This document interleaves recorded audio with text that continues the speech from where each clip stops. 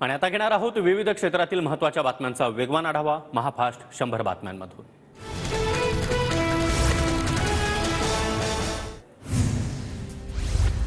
प्रकाश आंबेडकर आम्हाला सोबत हवेत, मात्र ते सोबत नसले तरी देखील आम्ही जिंकू, खासदार संजय राऊतांचं वक्तव्य। ठाकरे गट आणि शरद पवार गटाची आज संध्याकाळी महत्त्वाची बैठक। पवार आणि ठाकरेंच्या प्रमुख उपस्थितीमध्ये मातोश्रीवर बैठकीचं आयोजन।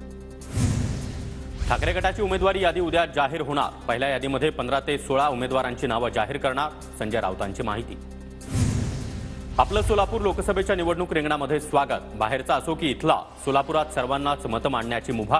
प्रणिती शिंदे यांचं भाजपचे लोकसभेचे उमेदवार राम सातपुते यांना खोचक पत्र। तर प्रणिती शिंदे यांच्या पत्राला राम सातपुते यांचं देखील प्रत्युत्तर। प्रणिती शिंदेंच्या आयात उमेदवारीच्या टीकेला सातपुतेंचं उत्तर। 2019 पासून माळशिरस विधानसभेचं नेतृत्व करतोय, तर सातपुतेंचा शिंदेंना टोला। विजय शिवतारेंच्या भूमिकेमुळे महायुतीमध्ये मिठाचा खडा। महायुतीमध्ये राहायचं की नाही याचा विचार करावा लागेल। शिवतारेंच्या अजितदादांवरील टीकेनंतर राष्ट्रवादीचे उमेश पाटील आक्रमक।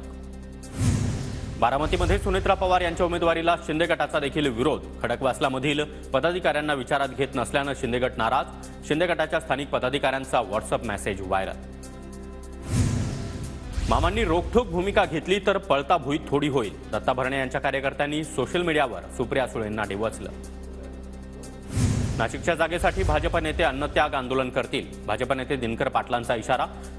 हेमंत गोडसे भाजपमुळे खासदार, पण मोदी, शहा किंवा फडणवीसांचा फोटोही लावत नाही, दिनकर पाटलांची टीका। अंतर्गत मतभेद बाजूला ठेवून महायुतीचं काम करा। महायुतीचा उमेदवार विजय होईल एवढंच बघा, बाकी सगळं बाजूला ठेवा। बारामती अहमदनगरबाबत झालेल्या बैठकीत फडणवीसांच्या सूचना। भगवा रंग सोडणाऱ्यांना नवा रंग लखलाभ। खासदार श्रीकांत शिंदे यांची ठाकरे गटावर टीका। तर आम्ही बाळासाहेबांचा भगवा रंग सोडला नाही, श्रीकांत शिंदेंचं वक्तव्य। तांत्रिक मुद्दे दुरुस्त करून धनगर आरक्षणाचा विषय मार्गी लावू, गोपीचंद पडळकर यांचं वक्तव्य। धनगर समाजानं निवडणुकीच्या अनुषंगानं वेगळी भूमिका घेऊ नये, पडळकरांचं आवाहन। भाजपच्या दुसऱ्या यादीत देखील उदयनराजेंच्या उमेदवारीची घोषणा नाही।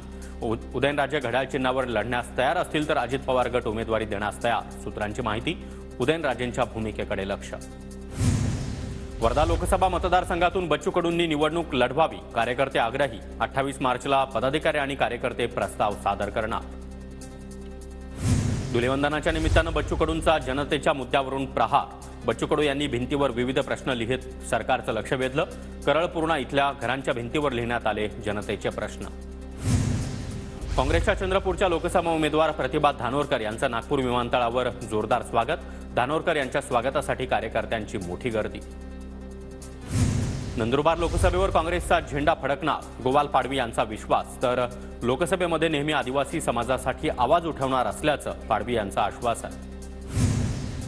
गावित परिवारानं राजकारणाला धंदा बनवलं, हिना गावित यांच्या उमेदवारीवर केसी पाडवींचा हल्लाबोल। तर नंदुरबारच्या नागरिकांना नव्या उमेदवाराची अपेक्षा होती, केसी पाडवींचं वक्तव्य। प्रकाश शेंडके यांचा ओबीसी बहुजन आघाडी पक्ष मराठवाड्यामध्ये लोकसभेच्या रिंगणात। मराठवाड्यातील 8 जिल्ह्यांमध्ये ओबीसी बहुजन आघाडी लोकसभा लढवणार। माढा लोकसभा मतदारसंघामध्ये महायुतीमध्ये आणखी नवं नाराजी नाट्य। रणजितसिंह नाईक निंबाळकरांची उमेदवारी बदलण्याची शिवसेना संपर्क प्रमुख शिवाजीराव सावंत यांची मागणी।